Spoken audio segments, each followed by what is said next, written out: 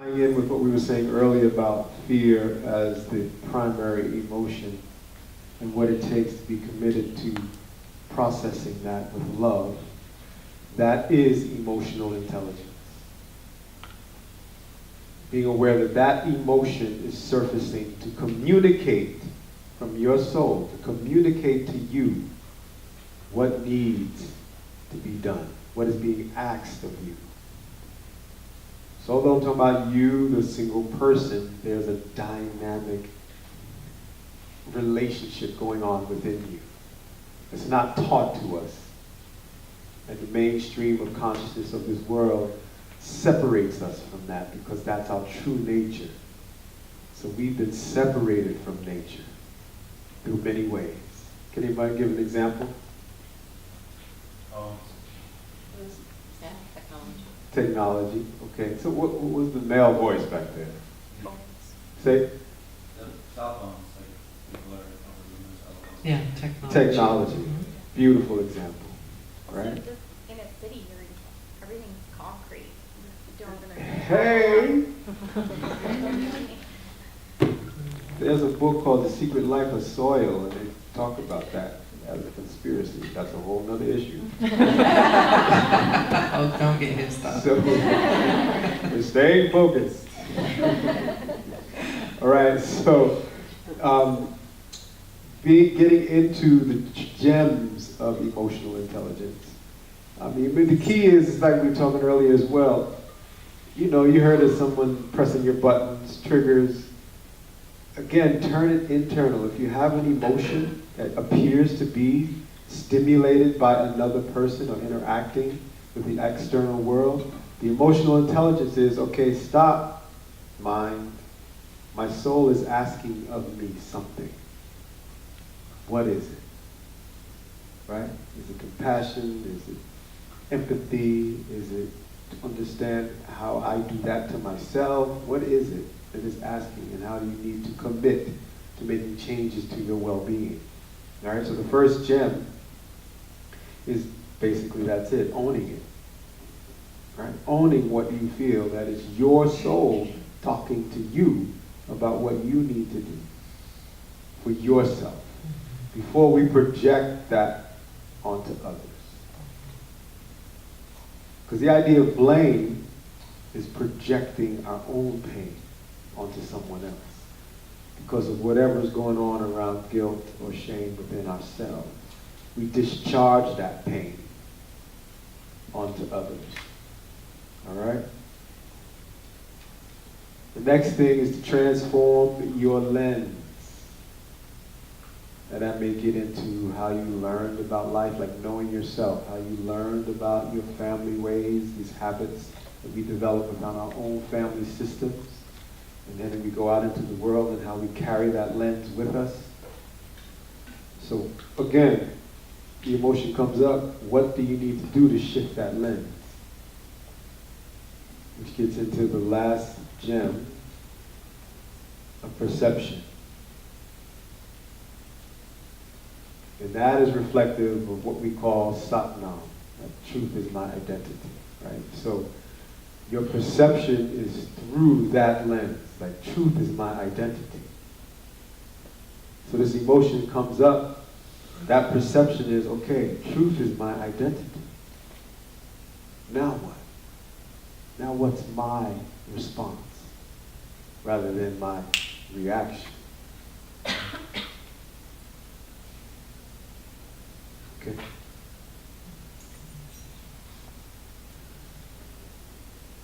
So the third treasure is communication. And really understanding, we'll talk a lot more about this in my women's workshop, which is I think at 1:30. So to really understand. That means I'll speak to the men about it now. Okay. Go ahead. No, go ahead. Say what you got to say. To really understand how differently a man and a woman communicates, and to understand how you communicate as a woman, that you communicate emotionally. And that's just who we are. We're emotional beings. We have 11 moon centers internally that cycle every 2.5 days. And each moon center has a completely different aspect, emotional aspect attached to it. So you see the world through different colored glasses every 2.5 days. And no, you are not crazy. You're just a woman. So, you know, so that you're communicating from that space, you know, oh my God, I'm in my pinks of my cheeks for 2.5 days, and that's like the emotional, commotional, like crazy time, right? That's why we do yoga and meditate and eat right. And like, oh, I'm in my nipples, I'm in my arc line right here. It's all about like compassion and giving, and like to the extent of foolishness. So you could be communicating from that space if you're there. You know, so you're waxing and waning like the moon. The man is sun. He's constant. He's linear, and he's a problem fixer. Like you come to him with your issue, and he's like, I know exactly what we need to do. And he can't like even get into your emotional state because he's the sun. He's constant. He's linear. He's a fixer. That's what he does. And then we just butt heads because like, I just want to be held and be heard and just don't talk. Just hold me, just stroke my hand, you know. And then he's just like, I just want to fix you. I just want to fix you. I just want you to be happy. I just want you to be happy. I just want you to be happy. Happy wife is happy man, happy life, you know. So it's like, and it just gets into that whole thing, right? So I'm glad we figured that out in our relationship. So whenever I come to him and, you know, I'm having a moment, he just doesn't say anything. He just holds my hand or he pats my back. And then if I ask him for advice, then he talks. Otherwise, he doesn't talk. Or the magic words, how can I support you? Oh, thank you, my love, I love you. And that's all he needs to say, nothing else. Because a woman is so powerful because of our womb and because we create. And we're so intuitive that actually if we're given the chance, we can completely resolve ourselves in our communication. We go through the full cycle. We might go through the tears, the emotional storm, the upheaval, and then we do the full circle. We're like, oh, I feel much better. Oh yeah, that's what I'm gonna do. Okay, good. Yeah, I got it. We don't want any counseling. Like we know what to do. We're gonna resolve ourselves, you know. So this is really good to know about communication. And the 3 gems, I'm just gonna give them to you 3, and then we're gonna go into meditation. Self-knowledge. Knowing your needs? I'm lost. Self-knowledge. Sorry, yeah. So self-knowledge, right? And the second one is observe instead of reacting. And the third one, which we did just talk to, know who you're talking to. Like, know who you're talking to. A woman is a woman. She's not a person. She's not a man. She's a woman. It's very different. And a man is a man. And a man is a man. Are you feeling like that, my love? Oh, not at all. But So I do need to say something to the men. Okay, good. Please. We have the extra vision for a men's class. Huh? I know. Every time we say that, we need a Think men's that? class. Think so, men? Yes. Okay, when you see him, Next year. when you see him, if they invite us back, let them know. So, men, along the lines of being the sun, we have a sunrise, we have a noontime, we have a sunset, and then the sun sinks on the other side of the earth. So we have internal time as well. We have a completely radiant time. And then we have times when we feel in between our emotional states of darkness, like not negative, but darkness like within. And then with the supreme light, we have incredible confidence and self-knowledge, right? Then other times where we feel at sunset and sunrise, when we feel this in-between space, sensitive, not quite, because we're both masculine and feminine. And although I'm going to speed through this, I'm going to say this in a very focused way.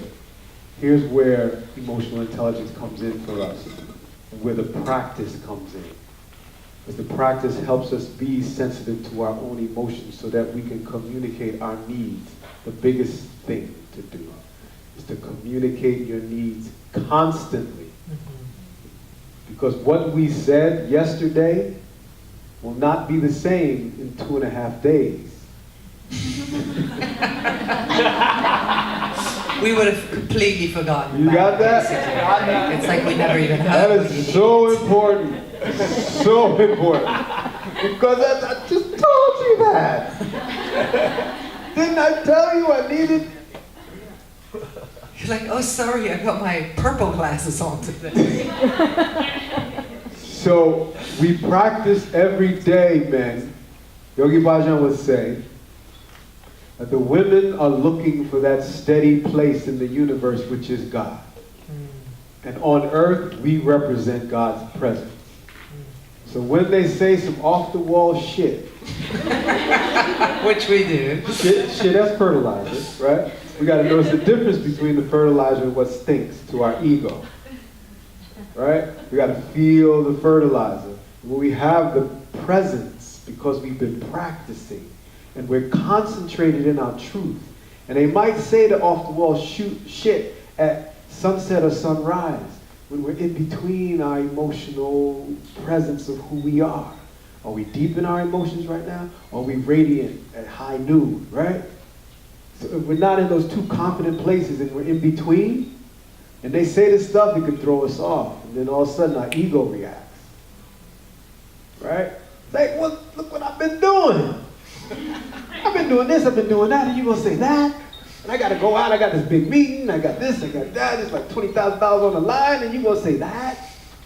It makes no difference what's going on in time and space, because they're in the subconscious. We're in the conscious, where we're dealing with past, present, and future. They're looking for that secure anchor. So they need our response to be supportive, because that's what's going on in the universe that we're not aware of. Right? We're not aware of everything going on in the universe. They have the womb. They're connected to the moon. They are. So we're responsible for creating that environment so they can bring the information that the family needs. And then we know how to go out into the world and use that information together. That makes sense, men? Yes? Let me know. Yes. That makes sense, women? Yes. Because sometimes we need that mother in you. We need you to be aware of that. But we also understand that it's not your responsibility to be that in the moment, because you got some bigger jobs going on. Downloading the universe. Right? That's a big gig. Oh, it is a big gig. And that's why we need to be steady. So it's like, imagine, man, last thing. Imagine walking in the dark. And if you stand in one position in the room and they come there, they know you're there all the time, right? So when they say the off-the-wall shit, what they're doing is saying, are you there? Are you there, right? Because there's some crazy stuff went on in the corner of the room, and they're coming back to find out if you're there. And then they're going to repeat the crazy stuff that they, to you, as if it's you that did the crazy shit over there in the corner of the room. But then we practice so you know, okay, that's not me. They just need that, okay, whew. They'll say, whew. You're there. Okay. You didn't holler at me, you didn't yell at me, you know, you just said, how can I support you? Whew. All right, we want to get at least one penis kriya in. It's not a penis kriya, it's a Venus kriya. Penis kriya. No, I said penis kriya. I heard penis kriya? Awesome. Choose a partner, whoever it is, it doesn't matter. Put your books down and sit knee to knee. So easy pose, knee to knee with a partner. We're going to do a meditation to connect to the divine love within each other, within that being. Get over here, Raul. Raul, no. Raul, anybody